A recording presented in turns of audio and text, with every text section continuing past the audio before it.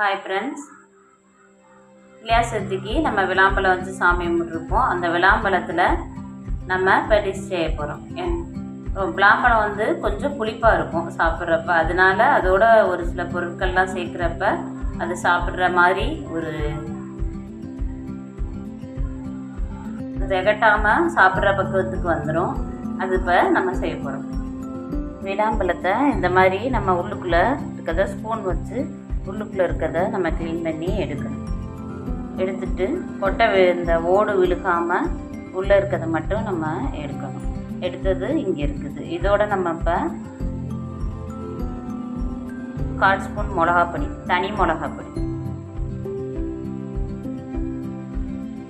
உப்பு கொஞ்சம்,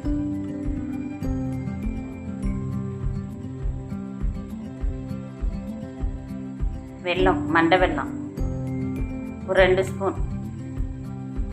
இப்போ நம்ம இதை ஒரே மாதிரி பிணைஞ்சு நம்ம மிக்சி ஜாரில் போட்டு ஒரு அரைச்சிக்கிறோம்.